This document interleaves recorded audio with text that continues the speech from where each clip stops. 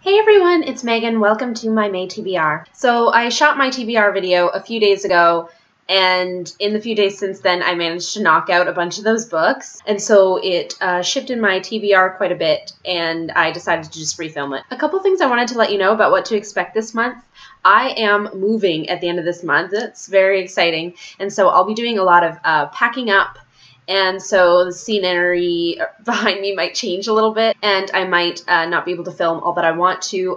There are definitely a couple of Top 5 Wednesday topics that Lainey from Ginger Reads Lainey put up for this month that I particularly want to do. And I just saw today that Kat from Katie-tastic has done herself a new original tag called the Disney tag, which I haven't seen it yet, but I can already tell you that I will probably be wanting to do that. So yeah, if I can get at least 2 Top 5 Wednesdays done as well as a tag, that would be a pretty productive month for me. But yes, on to the books. First up, I have The Root Cellar by Janet Lunn. This book I have seen around like for years and years, and I've been meaning to read for a long time, since like grade school. So it's middle grade, kind of paranormal, but not really. This girl goes into a root cellar and suddenly finds herself in the American Civil War. Other than that, I don't know too much about it, but yeah, I'm excited to get through this and finally read it and determine whether or not I want to keep it in my permanent collection or else donate it. I'm also planning to read Food Rules and Eater's Manual by Michael Pollan with the illustrations by Myra Coleman. This will be a reread for me. I read this around a year ago, but I wanted to reread it because summer's coming, and with that all the glorious produce to the farmers markets that I frequent. So I thought it would just be a good idea to sort of refresh my memory on the food rules and maybe give myself some new goals to try to attain this year through healthy eating. The next book that I'm planning on getting through is Cardcaptor Sakura Volume 1. I believe there are 4 volumes in total, and I'm not sure if I'll get through all 4 volumes this month, but at least I want to get through Volume 1 and determine if I want to go forward that way. I watched the TV series when I was a kid on Teletoon, but I never thought to read the manga or like try to. So this is exciting. If I like this, I'm going to probably rewatch the series, and that'll be fun. The next few books I have here are those I got from the library, and I might get some more library books, who knows. But the first one I have here is Film Lovers Paris by Barbara Bosflug and Beatrice Billen. I do apologize. Anyway, so what this is basically about is it shows you all these different locations in Paris that are featured in some of our favorite films. The table of contents is very useful in this case because it lists the films and their corresponding locations, such as The Bourne Identity, Midnight in Paris, Coco Avant Chanel, Something's Gotta Give, Amélie, Moulin Rouge. It's just tons and tons, and I'm really excited. You know, I'm a film buff, so to have this is going to be really interesting. And another book I'm planning on reading is The First Person and Other Stories by Ali Smith.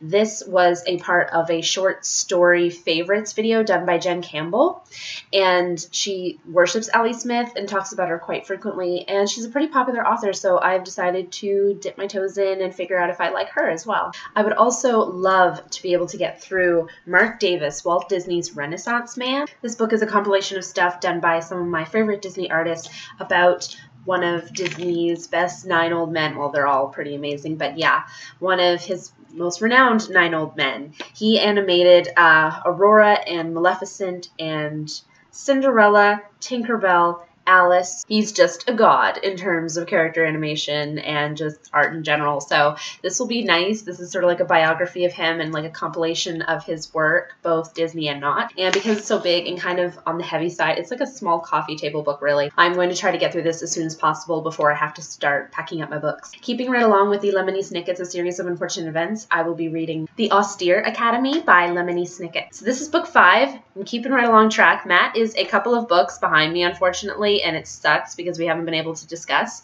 but I'm still keeping on track. And yeah, this one, I believe they go to live at an academy and they meet the Quagmire triplets. That is all I can remember. From this point onward, I'm just going to be sort of flying blind, and that's okay because I'm excited. So I will end this now with 3 books that I am currently reading. The first of which is An Extraordinary Theory of Objects, a memoir of an outsider in Paris by Stephanie LaCava. I'm about 28 pages into this so far, and I believe, at least least the memoir portion begins from when she is a child, around 12 years old, and her family has to move to Paris, you know, business reasons. And she talks about these objects, and she's really fascinating. I'm pretty fascinated so far because it's like it's educational as well. She does these footnotes, which are insanely long.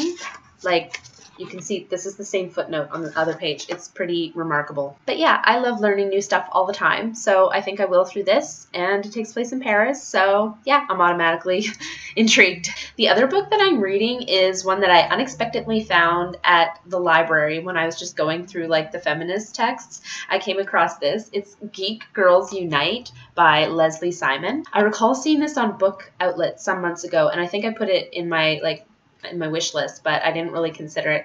And then when I found it, I'm like, oh, I should read it and see if I really do want to buy it. The answer is a big fat yes. I am 98 pages through, so about halfway, and I'm absolutely in love with this. This lady, Leslie Simon, knows what she's talking about when she's talking about geek girls. So it's broken down into sections. There's like the fangirl geek girl, and the book literary geek girl, and the film geek girl, and then music, and it just goes on into these different categories throughout the book. And I love that it's got recommendations. I have so many trailers in my to watch list right now from the movie Geek Girl section that I haven't seen. But I should say the full title is Geek Girls Unite: How Fangirls, Bookworms, Indie Chicks, and Other Misfits Are Taking Over the World. How awesome is that? I think it's only 5 something on Book Outlet, so as soon as I got the cash, I'm going to be getting this because I have like a bunch of things marked in my phone of pages that I want to, once I get the book, go back and highlight and put those little tabby things in, because I'm going to be using this as a reference in like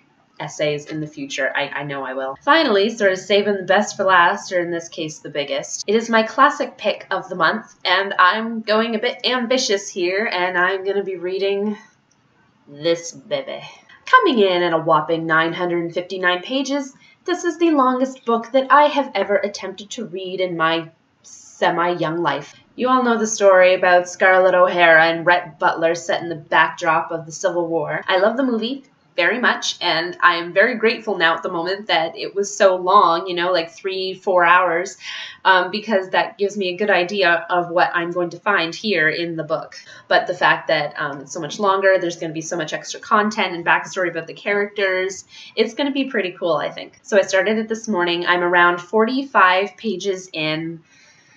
Yeah, this is going to take a while, but I'm excited. So that's it for my TBR. Hopefully I'll be able to find some more books at the library as I go and be able to fit those into so that I have a bit more. You guys should let me know in the comments below what you are going to be picking up this month. I hope you guys have a wonderful week. Thank you so much for watching. Please like, comment, and subscribe, and I shall see you soon with my next video. Bye, everyone.